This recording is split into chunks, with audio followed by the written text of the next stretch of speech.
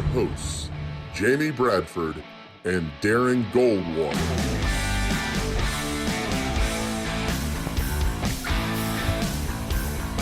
All right, greetings and a good Tuesday afternoon, and welcome aboard the JB and Goldwater Show, live, loud, and online, 12:02 p.m. It is hot, it is muggy, but it is sunny here in the low country of South Carolina, Tuesday, July the 14th. Darren Goldwater, Jamie Bradford here until 2 o'clock this afternoon. JBandGoldwaterShow.com is where you can find us and everything there is to know about us, and you can also listen to us on the Podbean app if you've downloaded that. Thank you very much. If you're watching us on YouTube, Facebook, or Twitter, we really appreciate that as well. You can follow us on all social media platforms at JB and Goldwater. I am at Sports Radio JB on Twitter. He is at Darren Goldwater, and collectively we'll try to get you through the next couple of hours and have a good time doing it. What's up, brother? Man, I was up till about 12:30 last night because our good friend Lawton Swan, Clemson Sports, we had him on yesterday. He's been doing streaming stuff for a while, and so he called, and we started trading secrets, and I thanked him because that call happened at like 9. I was like, all right, man, thanks, because now I'm going to be up till God knows when. And yeah. I was up till 12:30. Our video is now closer to HD. Hopefully we're not having any skips in there. All right. If there are, we're going to revert back, but for the most part, I think we should look better. So I'm good. Good. Yeah. Good. That's great. Chris Blair will join us at 12:30 today. He is play-by-play for LSU, a national champion broadcaster, so to speak. And yesterday the SEC, of course, had meetings with all 14 of the athletics directors, including Ray Tanner, South Carolina. Not a lot came out of it. We're going to talk about that here in just a little bit, but we'll get a different perspective from within the league. Get a lot of Gamecock perspective around here. We will get some of that today. Wes Mitchell with Gamecock Central is going to join us at 1:30. We'll get some more tomorrow. J.C. Sherbert with the Big Spur. He'll be a part of our program, as he always is on Wednesdays. But we're going to talk with Chris Blair today from down on the bayou and see what is rumbling in his neck of the woods as we try to get to a football season. Wes today is going to have a discussion with us about the impacts of junior college moving football to the spring, and also a recent string of commitments for South Carolina and what is still on the agenda for those guys over the next few weeks and next few months as they try to put together a good class here in 2020. We've got some NFL notes to get to today. Phil Steele has his all-SEC team out. There's some Gamecocks on there. We're going to talk to Phil on Friday at 12:30, right? That's correct. And hopefully the shipment of magazines, I don't know how many 18-wheelers are rolling into Phil Steele's compound. They arrive today. Okay. So hopefully we get ours prior to Friday. If not, we're going to have some PDF sent our way. Okay. All right. Yeah, Phil has done I think the magazine's out a little bit late this year. No shock. But props to him for still doing what he's done to try to get all that information out to us in hopes of a football season. We've got some MLB notes to get to as well, and Clemson reaching out to their fan base. We're going to hit on that a little bit today as well. 843-321-8893 is our phone number, 843-321-8893. If you'd like to be a part of the conversation, you can do so, 843-321-8893. 93, and those lines are open. Yesterday, the SEC athletics directors met in person for the first time in quite some time. Quite frankly, probably a lot of those folks haven't seen each other since March when the SEC basketball tournament was set to tip and never did. Since then, it's been Zoom meeting after Zoom meeting after Zoom meeting. Coach Tanner told us that not too long ago, that every day he's been talking with athletics directors and the commissioner and so on and so forth, but they got to see each other yesterday for the first time. Not earth-shattering news at all coming out of that meeting, but what did strike the chord with me was Greg Sankey for the second time in what would be 2 days essentially pleading with the public to adhere to CDC guidelines so we can get some sort of football season. Here's the way that I'm understanding.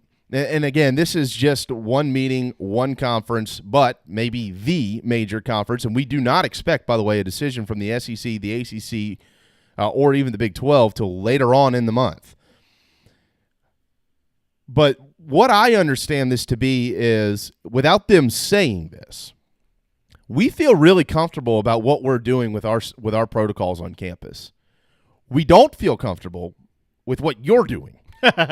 So if you could maybe help us out a little bit here, and let's try to get these numbers back on the decline where we can probably relieve some public pressure and stress and be able to actually look at this from a medical standpoint and say, okay, we're keeping the kids safe. You're helping keep the kids safe. Let's give this sucker a shot. But I don't know that they have that feel because, on Marty McGee, I was watching the show on Saturday morning, and Greg Sankey said when they asked him, what do you think about the season, and for lack of exact words, and, what is your concern? He said high to very high. Mm-hmm. But he also had complimented that by saying, folks need to do their part. And that's pretty much what we got out of the meeting yesterday. They didn't release any information about how this school's doing and that school's doing and collectively as a conference and exactly what steps. They're not going to get into all that stuff. They're basically saying, look, we can't say anything because we're waiting on you, the public, to do your part. Is that the same feel you have? Yeah, and like you said, one of the main takeaways was his point saying late July. Late July is when we really need to figure this out. So we've got about 2 more weeks. But the concern is very, very high. That's clear coming out of his statements after the meeting yesterday, and for good reason. It's not necessarily because of what's going on campuses. It's because of what's going on in the country and various states and cities that house football teams. And, if there are infection rates that are still going up, if hospital beds are running out of room, if hospitals are running out of room, if we're overwhelming the public health system, then college football can't play. That's what he's saying. So, mask up, do our part, and let's hopefully get some form of a college football season. Yeah, absolutely. I mean, and those guys are doing their part. I don't, even with what has happened at places like Clemson, Texas, LSU, off the top of my head, those are the 3 schools that, from what I've seen, I think had the most positive tests that we know of. Yeah, other schools canceled workouts and some have resumed, but the highest numbers were those that were actually reported. Correct. There could be higher numbers out there that haven't been reported, and a lot of these schools canceled workouts, so it didn't get to that. Mm-hmm. Some were canceling workouts at 7 or 8, and they said, all right, well, let's postpone some of these workouts. But even with all of that being said, Darren, I think that there's an overwhelming amount of evidence that says that, for the most part, these campuses are doing a very nice job with their players. I mean, they're taking, if something happens, they're taking care of them. A lot of them you're getting hundreds of folks tested. You're not getting one positive. That's a great sign. So, I think that a ton of credit should be given to all of these schools because they all want to play. Paul Feinbaum said something this morning. He's exactly right. This is a money issue. But again, I'm not in the rabbit hole of, well, it's only a money issue because these schools want to make money. No, they're all going to lose money, guys. They're all going to lose money. That's already happening. Okay, they're going to lose money. Now, trying to prevent some of that loss, certainly, that's a part of the conversation. And then there's also the economical impact to all these communities. And yes, so it is a money conversation. We all know that. If it wasn't, they probably would have just said, we'll just do it in 2021. So everybody stands to lose money here. I mean, you could even go as far as to say there are prospects who stand to lose a lot of money by not playing this year because the NFL draft ain't going to know who the hell they are. I mean, they might know who they are, but not who they are by the standards of the NFL draft. Mm-hmm. So, I mean, yes, money drives all of this, and that's all of these conversations in addition to the health and safety of things. And that's not a bad thing. I'm not shying away from that. It's okay to say money is a central point here. That's all right. And the schools understand that, and they're putting these policies in place to be able to try to accommodate so they don't have to go under it and they don't have to lose Olympic sports and people don't have to lose jobs and the local T-shirt company doesn't have to close and the local bar doesn't have to close and things like that. But then the general public and a lot of these people probably don't really care about college football. You and me are in a bubble, so we like to think that you're nuts if you don't just love college football. Like, if someone tells me, yeah, I'm not really a big college football fan, I'm like, we probably can't be friends. I mean, that's not okay in my book. But there are probably a lot of people who are like, they're not listening to these coaches and these administrators and these players saying put masks on and follow CDC guidelines. They're not listening to them because they don't hear them because that's not what they follow. But then there's also another side of people, in my opinion, who are probably like, there's nothing wrong. It's no big deal. So there's a lot of folks not doing this for a lot of different reasons, and that needs to change to have football. So if you're not a college football fan, that's fine. Look at the numbers, okay? Look at the numbers. See what's going on in these hospitals, right? You don't need to put on a mask and do your part for football. That's fine. Do your part for, like, your grandma or your kid, like, something like that, or your right? neighbor. Yeah, that's fine. You could even do it for yourself. Yeah, sure. Do it for yourself. I mean, if you really want to go crazy, do it for yourself. So do it for whatever reason you want to do it. But like you said, on campus, they're doing fine. The states that have adhered to guidelines are doing great. Massachusetts is starting to do really well. Connecticut's doing really well. Maryland is starting. It's an exact flip of about 3 months ago. Exactly, because for 3 months, they've been doing everything, and the South was like, hey, let's open up. And we were all about it because it's okay to be frustrated. It's okay to be sick and tired of all this nonsense. We are all sick and tired of all of this nonsense. All of it. Mm-hmm. It's okay to be that way. It's okay for the college football conversation to realistically center around money and also health. These things can all exist together because they're all true. So it's not just about money for football. It's not just about health. It's about all of these things in one big conversation. And we need to do what's best from a football standpoint for all of that. And if you're not a football fan, that's fine.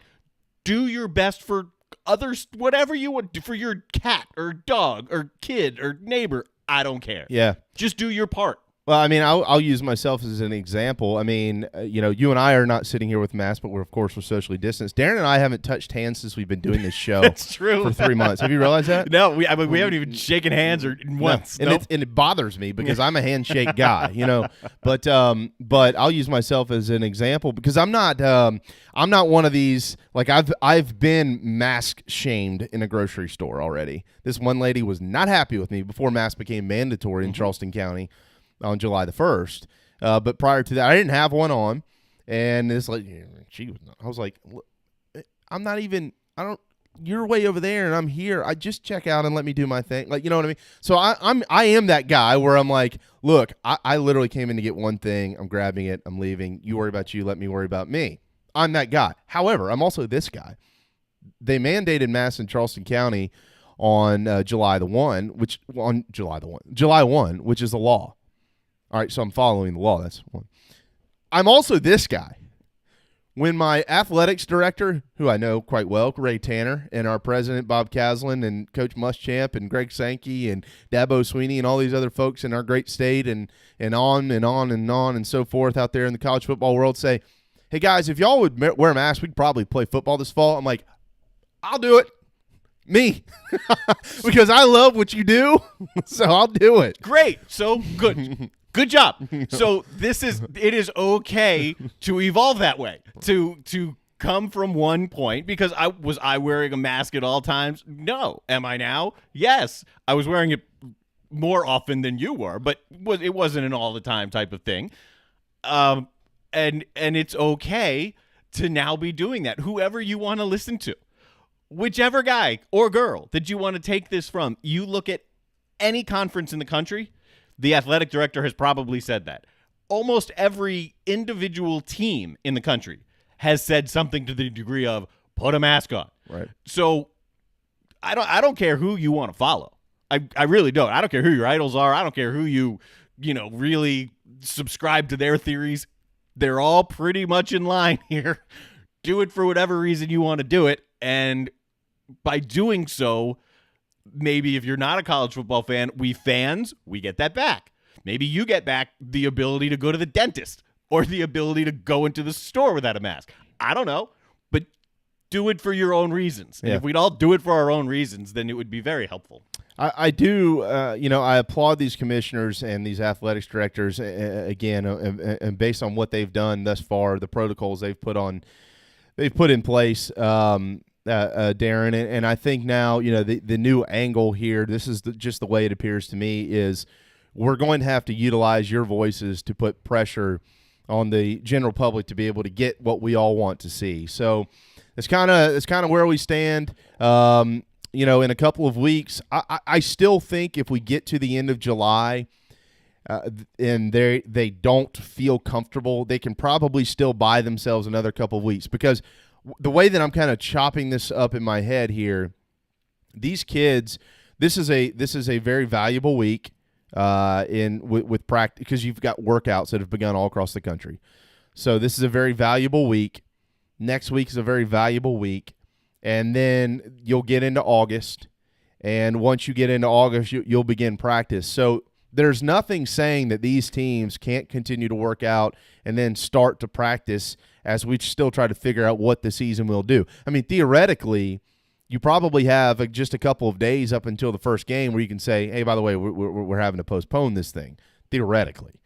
Obviously there's other things at play there, tickets, and you have the general public, and so we're not going to get that far, but they could probably back this up like even a month from today. So according to my timeline, I said you get in 2 weeks, you need to back it up another 2 weeks. I give you another month from today as we stand, and the football teams could continue to do their part safely as they try to get to a football season.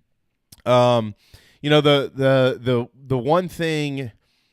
one thing that I hope kind of stays in play here is the possibility of fans. Let me say why, though. Because if there are folks who think, hey, I can possibly go to football games this year, they will probably be more responsible for themselves.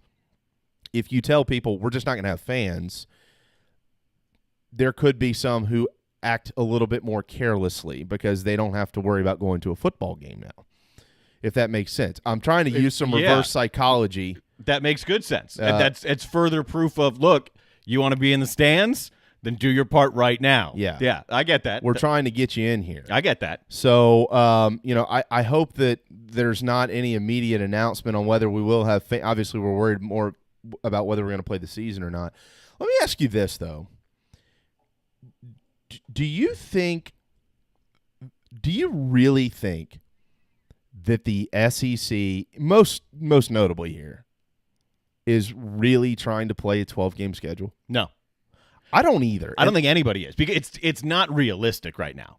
It's not even realistic for that option to still be on the table. It's not going to happen. I think the odds of starting on time are pretty slim too. So that's okay, because that still keeps the possibility of actually playing.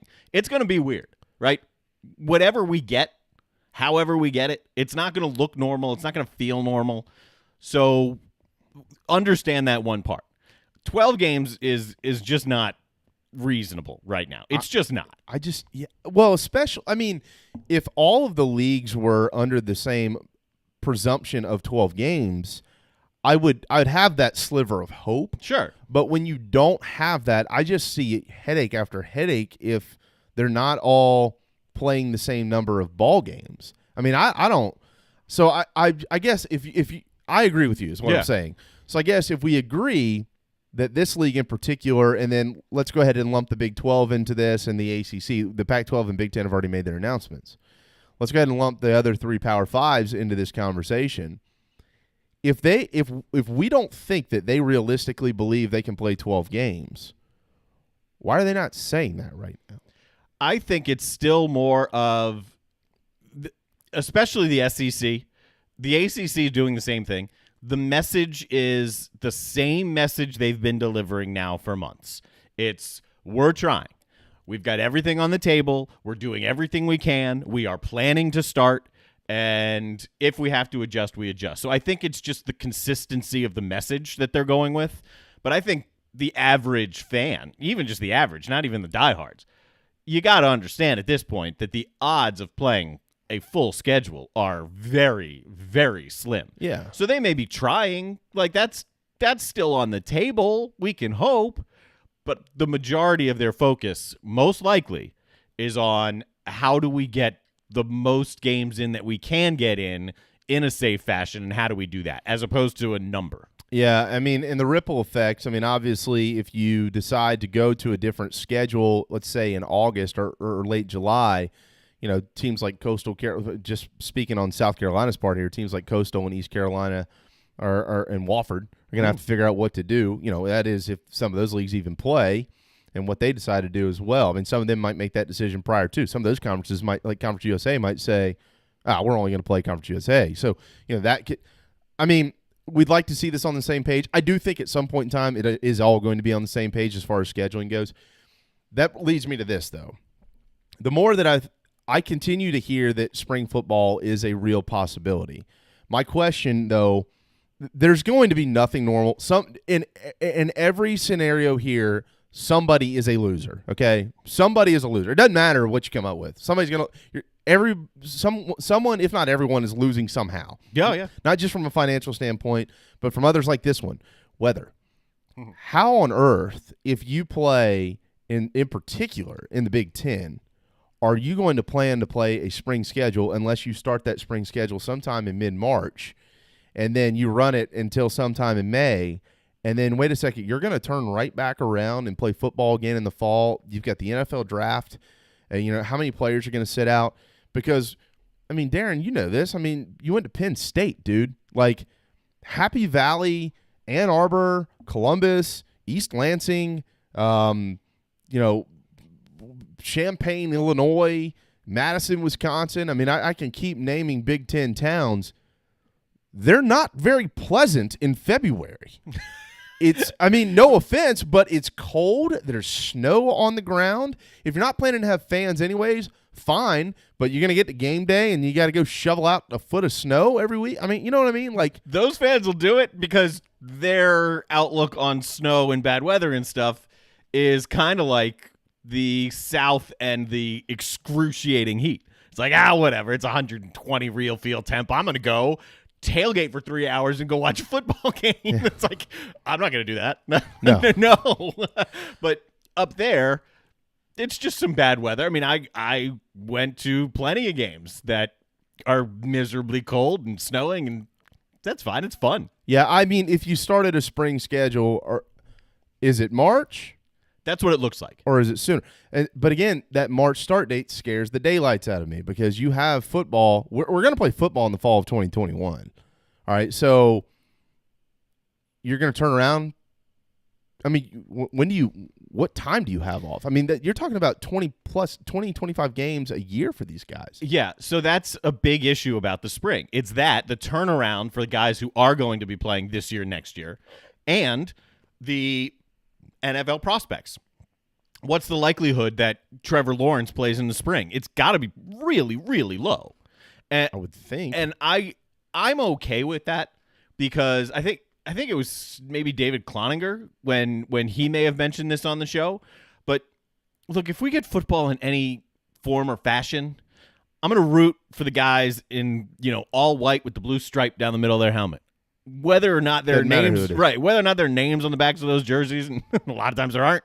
That's fine. I'm going to root for those guys, and Clemson's going to root for their guys, and the Gamecocks are going to root for their guys, and if certain NFL prospects want to sit out because it's better for their career, for their livelihood, great. So be it. Do what you got to do. There are going to be differences. There are going to be lots of strange things that happen, but figuring out how to play in the spring is definitely a hurdle. It's absolutely a hurdle. So I don't have all the answers there. Hopefully the best option is still to play in the fall. Clemson has taken steps to reach out to their fans, which I think is good. All schools should probably do this. They did send an email yesterday to their fan base, basically asking them for input. It's about a 5 to 7 minute survey and a link.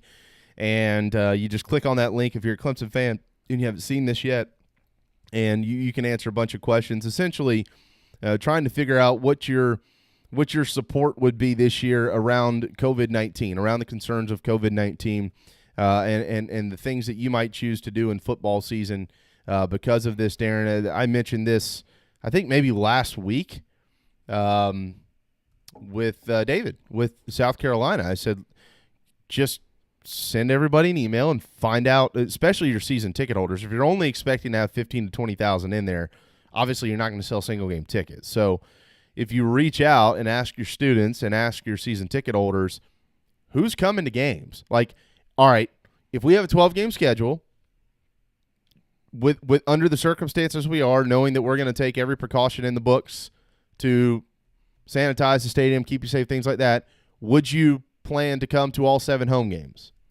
Next question. If we have a 10-game schedule, would you plan to come to all 5 home games? Next question. Would you be more prone to come to just a couple of them? If so, which games? You start to filter these things out. You know, you might have somebody say, I'd just like to have my money back this year. You might have some people say, look, I'd be willing to come to a couple of games. I just don't know that I want to expose myself to, 4 or 5 different times. Might have some people say, I'm coming to all of them.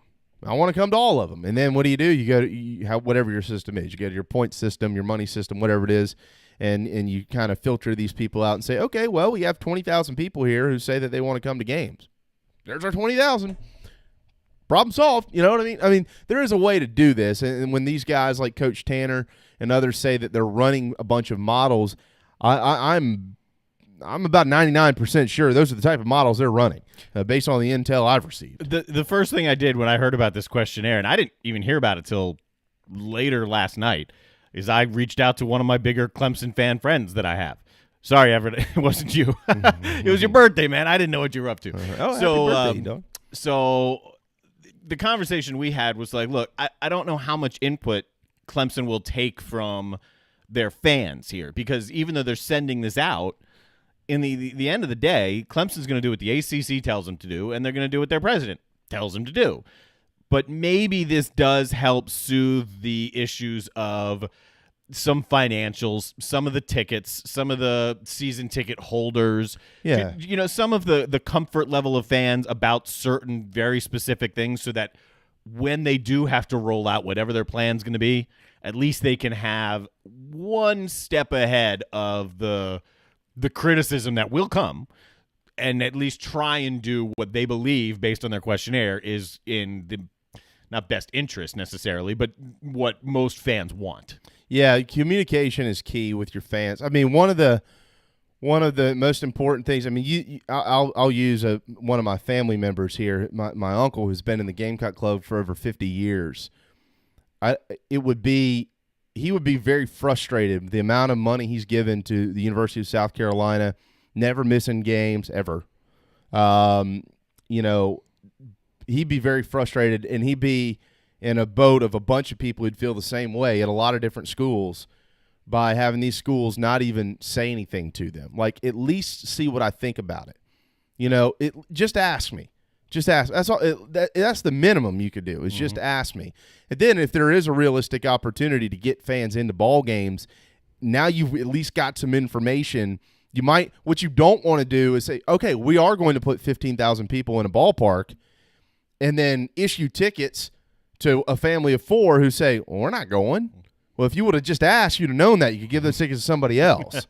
So that was a good move by Clemson, and hopefully others will follow.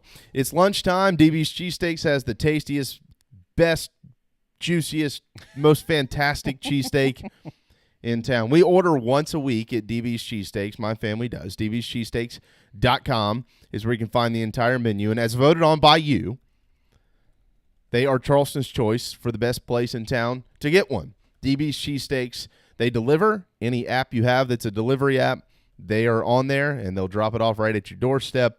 Don't forget the boardwalk fries. My favorite, of course, I say this every day, is the buffalo chicken cheesesteak at DB's Cheesesteaks in West Ashley in Avenel. Find their whole menu there. They've got those really big, juicy, thick hot dogs with the big buns wrapped around them. Yeah. Oh, they're mouth-watering. Everything there is good. Danny just runs a great business. All right, it is time for a timeout. But when we return, a national champion, right? Yeah, man. A national champion. I'm sure he's got a ring. Chris Blair. He is we always call him play-by-play guy. Most of the time, that is still true. There are the exceptions. Yeah. But he's the play-by-play guy. But he's the voice of the Tigers. Voice of LSU. He'll join us when we get back. DB's Cheesesteaks, the tastiest, juiciest, and now award-winning cheesesteaks in the Low Country. DB's Cheesesteaks delivers, and not just in quality. Download DoorDash, Uber Eats, or your delivery app of choice and have it dropped off at your doorstep. Original chicken, buffalo chicken, even pizza cheesesteaks, not to mention incredible cheeseburgers, massive hot dogs, and dynamite hoagies. It's all there for you and your family. DB's Cheesesteaks in West Ashley. dbscheesesteaks.com. At Patriots Point Naval and Maritime Museum, families walk in the footsteps of our nation's heroes, the brave ones who risked their lives to defend our way of life. Home to the aircraft carrier USS Yorktown, USS Laffey, and the USS Clamagore, there's more than 1 million square feet of exhibit space to roam. White Glove certified, we have several new health safety measures in place to enhance the visitor experience. Come for the day and leave feeling inspired. One of the most impressive museums in the country, located right here in Mount Pleasant. Visit patriotspoint.org for more. We'll see you soon. This is Scott Glaze, head golf professional at the links at Stono Ferry, located on the outskirts of Charleston, South Carolina. I'm inviting you to tee it up on one of the most scenic and challenging courses in the Low Country. Our back nine is highlighted with 3 holes that border the Intercoastal Waterway. Visit stonoferrygolf.com to book tee times and discover all that Stono Ferry has to offer. The links at Stono Ferry is a former South Carolina Golf Course of the Year and is also home to the College of Charleston men's and women's golf teams. Come see us. We would love to have you. stonoferrygolf.com. The JB and Goldwater Show. That's us. 'Cause we play this. And there are these guys in a band on stage bouncing on trampolines, and one of them is playing a vacuum cleaner on his face. It was the greatest thing I'd ever seen. This band was going for it as hard as they could. I've never seen anything like it. And I said to the bartender, I was like, who is this band? Oh, this is a band from New Hampshire called Fish.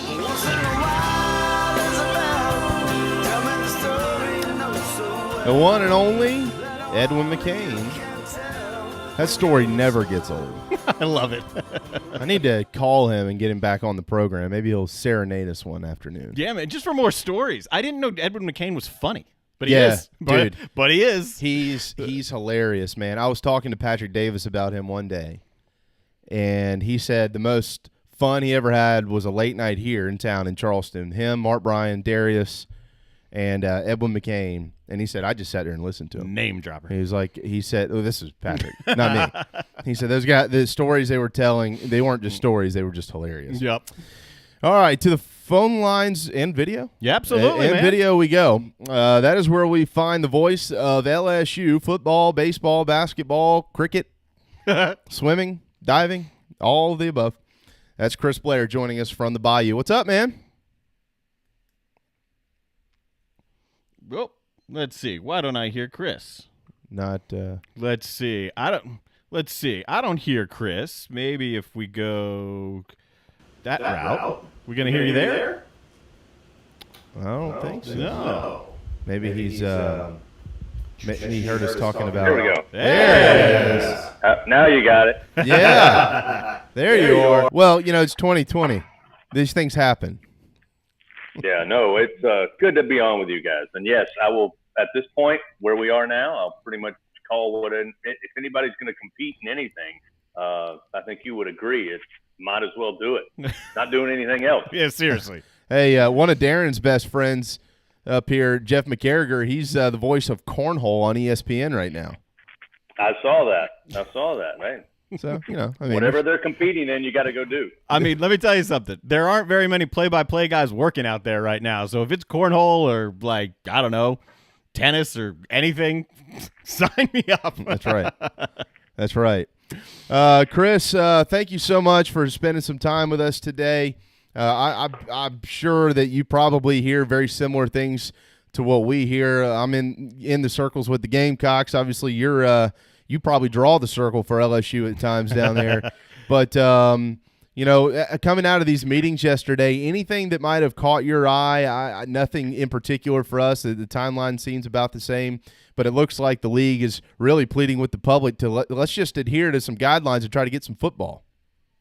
Yeah, I mean, that's what I took away from, at least what was said publicly outside those meetings. And, I listened quite intently to Greg Sankey and a couple of sound bites that came out yesterday. And, that's kind of what I took away from it, which is, we're in a very precarious tight window when it comes to fall sports at the very moment.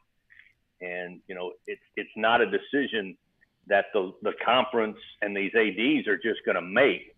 It's going to be dictated, as we've really been told since the beginning of this whole thing. It's going to be dictated by, number one, the virus and what it's doing, and also by, how it impacts public health. And so, I think what, the commissioner was saying was, we're doing everything we can, to be ready to play, and doing what teams can do as far as what contact and preparation and off-season conditioning when they should be getting ready for fall camp. And number two, just we have to see what happens and where the public is and where this virus is. So, it's almost as if anybody would have been a little naive to think there was going to be some big announcement yesterday, simply because it's out of the hands of the commissioner. It's out of the hands of the SEC, and it's out of the hands of all conferences, to be honest with you. But I think it was, a pretty clear message that the only way we're going to have a chance to play football in the fall, play it on time, is for people to do what we've all been told to do, which is social distance, wear a mask if you have to be out, to try to mitigate the spread of COVID-19. Otherwise, based on the numbers we're looking at now, I just don't see us playing football. And I certainly don't see us playing football the 1st of September. Yeah. Chris Blair's with us, the voice of the LSU Tigers. Have you been on campus much at all? Have you had any access to any of the athletic facilities as some of the players have started coming back? Yeah, I mean, there's several of us who had things that we were doing really since, I got back from Nashville, I think March 11th or March 12th when everything was shut down. But I've been back several times. In fact, I'll be there later this afternoon. But it's pretty much a ghost town. There's not many there. I typically am the only car, or maybe there's 2 or 3 cars. There's been a few more here of late, simply because LSU has instituted, as you can imagine, and I imagine most all higher education institutions have done so. I mean, it's pretty strict social distancing, but there may be 3 or 4 cars in the parking lot at our administration building. So I don't go to football. I haven't. I know the guys have been back, but obviously, like many across the country, they had kind of a mini outbreak a couple of weeks ago when they first got back. It's just not a place that I think, if you're not intimately involved with football on a day-to-day basis, I don't think you just need to be walking around and, hey, let me go see what the guys are up to over there, because they're doing a very good job of keeping everything as sanitized and as safe as possible. They certainly don't need the bumbling radio guy walking around over there. So, but it's pretty much a ghost town on campus. Football's got their own isolated area, and that's about it. I'm a big Nats fan. I mean, anybody who knows me knows that. I'm a big baseball guy. You know that. So in a sense, there's a parallel here, because the Nationals are trying to play. They're trying to celebrate the fact that they just won a world championship last year. They're trying to do it with fans. That probably won't happen. They didn't have a ring ceremony. How strange is it in a college football town, the lifeblood, to win a national championship, then be sitting here like wondering how and when you can really celebrate it the next year? Yeah, it's been, that's been a topic of conversation for a lot of people, because, coming off the win in early January, I mean, it was, you kind of had the sense it was going to be at least a 6 or 7 month celebration before they really moved towards getting ready for 2020 football, at least from the fans' perspective. And as you say, the city's perspective, the way everybody was so excited coming off last season that, you had a couple of months, maybe a month and a half, and then everything was shut down. So it's been kind of surreal in Baton Rouge. And I think a lot of people, just reading social media and listening to fans on sports radio, a lot of them feel like that of all years where they really wanted to celebrate the job that Ed O has done, and, celebrate, all the great things that happened last year. It wasn't just about winning a national championship. This was a special group of young men and coaches, and all that's kind of been taken away because we've been all so preoccupied with again, staying safe and staying healthy and trying to get back to normal. So, it's going to be interesting. I think at this point, everybody now is more concerned about, are we going to play 2020 football? Even though they didn't get quite the celebration I'm sure they would have wanted, they're happy to move on and hopefully talk about 2020 LSU football. And, now that's a little bit in jeopardy, and that's the topic of conversation now. The voice of the Tigers, the LSU Tigers, the real Death Valley. Chris Blair joining us from down on the bayou. One of the things that, I'm joking, Clemson fans. Sorry, No, don't get upset with me. I'm just an SEC guy, okay? And I was hoping to make my first trip to Baton Rouge this fall because South Carolina goes down there on November the 14th. Chris, up in Columbia, players. One of the things that Coach Muschamp said just maybe a month or two ago, maybe not that long ago, is that one of the great things that he enjoys about being a college football coach is when players ask him questions, generally they have answers. And he said this is a time where they don't have answers as coaches, whether it's some of the racial issues we've seen or this COVID-19 pandemic and things like that. But at the same time, Will Muschamp has managed his football team beautifully in Columbia and keeping them very cohesive. They communicate incredibly well. He says educate and communicate. I turned that conversation to Ed Orgeron, who obviously is now a national championship head coach with LSU. What is the feel of the program surrounding him? Why is he such a valuable asset to these players in the times that we've been through? Well, I think because it starts with how he built his organization. And, he talks about it a lot. And you hear a lot of people, not just coaches, but presidents and CEOs talk about, operating their organization as a family. And, being around Ed, being around the program, I mean, it's clear that's exactly what he does. And that's really has a lot to do with the fact he's been so successful as a recruiter, is because I think he has the ability and he works hard at making families feel like that he's going to, basically be the father in Baton Rouge when their sons leave their homes and come. And he treats his players just like he does his three sons. And it's true. I mean, if you're around him, I mean, the guys that cover him for ESPN, they'll be the first to tell you that's the way the atmosphere is inside that operations building. I mean, it's an incredibly high functioning, very efficient building that they put together when they renovated last year. But once you're inside those walls and you kind of get away from all the swag and the bling and all the cool stuff that's in there, it's really a family atmosphere. And that's how Ed has handled things last year. It's really how he's handled it since he took the job in 2016.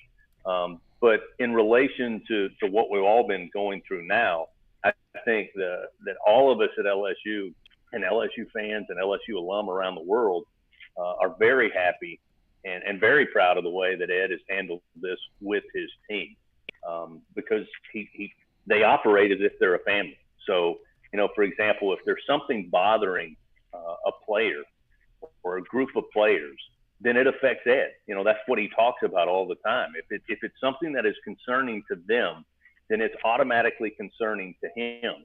And, I think in this day and age, when these young men, for whatever reason, whether it's the pandemic, whether it's the protests in the streets, I think they know they can go to Ed and in a father-like way say, hey, look, this is non-football related, but this is something on my mind. And I think, Coach O does a tremendous job in doing so. And for that reason, I think he's been an incredible leader, not just for this football team, but he's been an incredible leader for the university. And as the governor here of the state will tell you, he's been a good leader for the state of Louisiana. Yeah, he was one of the first, I think, vocal football coaches to really speak up about, adhering to social distancing and wearing a mask and, in his perfectly toned voice to send a message. It's one of the things that stick out to me. Turning to football. Let's say we play. Is Miles Brennan the guy who can keep this train rolling? Yeah, I think so. And it's funny when you have that conversation. I always like to preface it and clear it by saying, are we talking about setting the type of offensive numbers that were set last year, because if that's the bar you're holding Miles Brennan to, that's extremely unfair. Is Miles Brennan capable of leading a team to an undefeated season, capable of winning the SEC, capable of winning a national championship? Yeah, absolutely, because he has all the tools to do so. You know, what was special about Joe Burrow was that, you know, a lot of people had already written him off when he left Ohio State. They thought, well, he'll come down to LSU, he'll be a serviceable quarterback, and it'll be the same old story at QB for the Fighting Tigers. And what they didn't count on was what was between the ears, because it was obvious Joe had talent, Joe had an arm, Joe had a knack for the game, or he wouldn't have been highly recruited out of high school to Ohio State. That all was pretty clear. It was a matter of, you know, gaining experience because he needed to have some time under center when games mattered. And 2, learning the game and learning how to study for the game and becoming what I think now will be a very good pro quarterback. And I think that's the maturation process that Miles Brennan has been going through. So it's easy to sit back if you're a critic or an analyst and say, well, it's going to be a major drop-off from Joe Burrow, because Joe had such incredible numbers that some people still can't fathom. I was talking to somebody who covers college football nationally, and he says from time to time he goes back and just looks at the numbers. He looks at the percentage completion for the season. He looks at, how he threw over 15 yards down the field, what his percentage was. And he said the numbers still are kind of eye-popping. But for Miles Brennan, you know, he's been a pretty good understudy. And that's one of the things that Ed kind of talked about towards the end of last year when people would ask about Miles Brennan. He would say, you know, he's really been up under Joe Burrow's wing. He's got probably a better arm than Joe, stronger arm than Joe, was an incredibly accurate passer in high school over in Mississippi, just across the line here. And it's about how he goes about planning for the game. And that, to me, is what made Joe Burrow so different from everybody else. He treated it like a job, 24/7. He studied for games. He studied game film. It wasn't something they did in the quarterback room. It was something Joe Burrow was doing sun up to sundown. And, you know, that's something that I think if Miles takes in that process and how to prepare for a game, how to get his teammates to buy in, if any of that rubs off on Miles Brennan, the talent is there for him to be very successful. It's easy for me to sit here now in mid-July and speak about that. We'll have to wait and see once he gets on the field.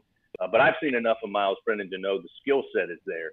Now it's a matter of what he can apply between the years and what he learned from Joe Burrow. Chris Blair, voice of the LSU Tigers, defending national champions, 15-0, 8-0 in the league. We all know that the SEC is the best conference in college football. The mountains that you have to climb to get through it undefeated are incredibly difficult.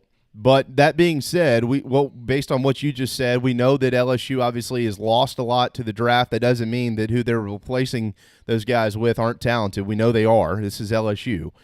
What is the standard now at LSU? Now that they've won this national championship, it's very easy for fans in our region of the country, as you know, Chris, to compare two programs, LSU and Alabama, because they are heated rivals in the SEC West, and Alabama certainly has been magical under Nick Saban. But now that this national championship is under the belt of the Tigers and Coach O and that athletics department, what is the standard now at LSU when you go into 2020 and beyond?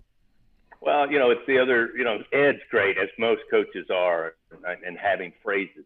But what's great about Ed Ogeron is that Ed, it's so easy. I mean, he wears everything on his sleeve. So if he has something that he says, it started 3 years ago with one team, one heartbeat.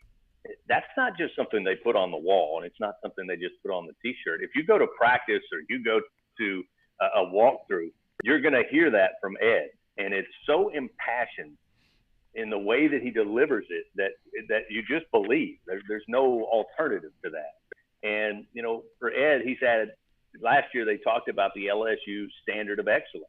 It wasn't about who they were playing. And I think that's part of the reason you saw the records start to fall, not only at LSU, but SEC quarterback records and receiving records. Eventually, you see some college football playoff records go down from some of the receivers and some of the things that Joe did. And that was just that it was never good enough. You know, when you beat a team by 30-some points and your quarterback says it wasn't my best afternoon, it was one of my worst, that's not being cocky. That's that team saying, I know we're going to be slicing this up come film room on Monday because I know the mistakes we made. And So that standard now is what Ed holds everybody to. The assistant coaches, all the way down to the film crew, everybody. It's an LSU standard of excellence. And, when you look at LSU over the last 10, 12 years, and you say, what's the missing ingredient? All you got to do is look on Sunday to see, running backs, wide receivers, linebackers, defensive backs. They all came from LSU, and you keep asking yourself, how come they only had one national title over so many years? And I don't think you can overplay enough how big Joe Burrow was in transforming LSU, because the argument when you recruit against Texas A&M, when you recruit against Mississippi State, the Floridas, the Georgias, obviously the Alabamas of the world, they're going to say, well, if you're a quarterback, you're not going to go to LSU, are you? I mean, wow. They don't have quarterbacks. They don't do anything with quarterbacks. And I think even talking to former players who I've gotten to know over the years, that's always been that one missing part. They've got great running backs. They've got great receivers. They just needed a dynamic quarterback. And again, you don't have to be Joe Burrow to be a good quarterback at LSU. But now suddenly, they're in the living rooms talking to, now on Zoom, obviously, some of the top prospects when it comes to quarterbacks, not only in the state of Louisiana, not only within a 250-mile radius. They're talking to quarterbacks in California, Virginia, Georgia, Florida. That, to me, is why I think LSU's standard of excellence under Coach O is going to stay. He's a great recruiter. There's none better in the country. He's got a great facility, second to none in the country after the renovations. And he's just coming off a national title where, oh, by the way, he set offensive records with a Heisman-winning quarterback. If anybody has a better recruiting story in the country, I'll be willing to listen. No kidding. You enjoying Baton Rouge? It's a long way from Statesboro, man, and it sounds like it's going pretty well. Yeah, it's not a bad place. I mean, it's hot. I think they said today's temperature, they don't talk in terms of numbers. They talk in terms of how hot it is. And I think they said today you're the crawfish and this is the boiler. So it's good and hot down here on the bayou, but it's a great place to be. And, I've been blessed because it's a great time to be an LSU Tiger. And I've heard that time and time again from LSU alum, young and old. When you look at what, baseball does year in and year out, Palminary's got, certainly one of the most envious programs everybody would love to be, to play at Alex Box Stadium and to have the success and tradition of Skip Bertman and obviously Palminary. Will Wade and LSU basketball are certainly headed in the right direction. And then, Ed Ogeron comes out and wins a national title. And, I'm a big Edo proponent because I've always said since getting to know him that he doesn't get enough credit for how smart he is. And, somebody, I can't remember, it was one of the national writers last year kind of figured it out that Ed's happy to let you think that you're the smartest guy in the room. That's what makes him most dangerous. Mm-hmm. And when I saw that, I thought they finally figured it out because Ed is a highly intelligent individual. And if it gives himself an advantage that you think you've got him overmatched, he's willing to take it because he wants to win and he wants LSU to win. And the organization that he's built it's phenomenal to look at. And I've told him multiple times, there are companies across the country that could come in and learn quite a bit from the way you built this organization, the way you designed your building, the way the student athlete's day is structured, so that everything is taken care of and they've got everything they need to be successful in the classroom and on the field. And, I think when people started to come in from outside Louisiana midway through the season, it didn't take them long to figure out why in 3+ years Ed had built, a juggernaut that went on to set records, go undefeated, and basically, slap around Georgia, slap around Oklahoma, and after the second quarter, slap around Clemson, and on route to a national title. I actually attribute all of his success to his fine acting skills in The Blind Side. You can still get a chuckle out of him when you bring that up. Yeah, I mean, you have to think the pinnacle of the man's career was acting alongside Sandra Bullock. I mean, what could be better than that? A national title. I'm sure he enjoyed it. I would think so. Chris, we can't thank you enough. We'd love to have you back. I could actually – I'm not an LSU fan in any way, shape, or form, but I respect the hell out of LSU, always have, and that's coming from a Gamecock baseball guy. I don't know there's two programs in this league more respected than those two because of the gentleman that built them. Like you just mentioned Skip Burtman a moment ago, who is one of the heroes of Ray Tanner. So if you'd be so kind to join us again, maybe as we get a little bit closer to football season, we would really appreciate that. No doubt about it, man. I mean, Darren knows, I don't know if he'll mention it or not, but, I grew up in Kentucky, moved to South Carolina and lived there for 13 years, met my wife there, and actually my firstborn was born in South Carolina. So I have an affinity for the Palmetto State, and, worked at Clemson. And, again, I wish them nothing but the best. They're a great program, and, Classic. They've done a very good job. But as I like to say, there's Big Death Valley and there's Little Death Valley. And, Big Death Valley is in Baton Rouge. But anytime, I'm happy to help you guys out. Love to talk sports, and goodness knows I got nothing else to do right now. No kidding. Well, enjoy some gumbo and some crawdaddies and everything else for us down there. If by some way, shape, or form, the Gamecocks still get to make their trip in November to Baton Rouge to play that game, I will be on a plane headed that way. So you might be my first call as to exactly what I need to be doing around there, okay? Be happy to roll out the purple carpet for you. I can tell you, having gone to a lot of places, a lot of great tailgate traditions, everybody's got them. I like to say there's nothing like a game day in Baton Rouge at Death Valley. I mean, there's just not. Yeah. Not saying it's the best. I'm just saying there's nothing like it. So all you'll need to do is bring a bag of clothes and then just land here. You won't have to worry about, getting anything to drink, and you won't have to worry about getting anything to eat because there'll be plenty of that, and they'll be offering it to you as against what most people think. It's really one of the most hospitable places. If you show up in your garnet and black, they're going to be offering you everything they've got at their tailgate spread. So I certainly invite you to come down. I've heard that, and also I give an incredible amount of props to what that fan base and what that school did for us during the floods of I think it was 2015. And we had to remember, if you remember that game, we had to go down and play in Baton Rouge, and y'all rolled out as you call it, the purple carpet, and hung our flags and played our fight songs and everything. And you also beat us, but that was a nice cherry on top. But as far as being accommodating to what we were dealing with in Columbia, and especially here in Charleston, I think still to this day, there's a lot of Gamecocks that look out and say, man, those folks down there in Baton Rouge, there's some good people. So we certainly appreciate that. Well, I can tell you, I mean, first of all, Coach Miles needed that win in 2015, so that's the least you guys could do. But when we moved here, I moved here in 2015, but in 2016 they had the 100-year flood around here that was just devastating.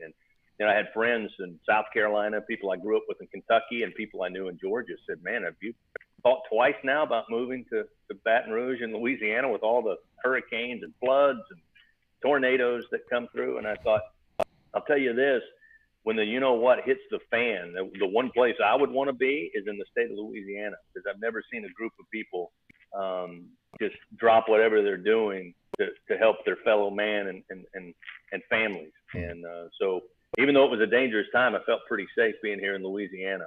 And I know South Carolina and Louisiana have that in common when it comes to hurricanes. So I think that's because Louisiana knew exactly what you guys were going through during that flood, and they knew how to best do what they could do to help out. So I had some friends of mine from Georgia come down. I'll tell you the same thing. They came to the Georgia game in 2018, which didn't go so well for the Dogs, but you're going to have a great time. If the game's at 6 o'clock and you get there around 10 or 11, you're going to have a great day. Go see Mike the Tiger in his enclosure. You'll get plenty of food. Everybody will greet you with open arms until you walk through the gates. And then I told him, I said, look, once you go into the gates to the game, you're kind of I can't help you. Yeah, you're on your own. That's a completely different atmosphere. That's but, right. You'll have a great time, and we certainly hope you come down, and we certainly hope we're playing South Carolina. Come later on this fall. Really do. Really hope that game is played. That was one I've been looking forward to for since it got on the schedule a few years ago. So, Chris, thank you so much. Godspeed and God bless to all of you down there as we try to get to football season. And send our best to Coach O, and hopefully we'll catch him in a flick here soon. Okay. Yeah, be on the lookout for him, guys. It's great to talk with you, Darren. It's good to see you. Y'all stay safe, and you got best wishes to everybody there in South Carolina. Amen. You too. Thank you, Chris. Good stuff. Really good stuff there from the voice of the LSU Tigers. 1:01 p.m. on this Tuesday afternoon. Time for a timeout. Hour 2 when we return.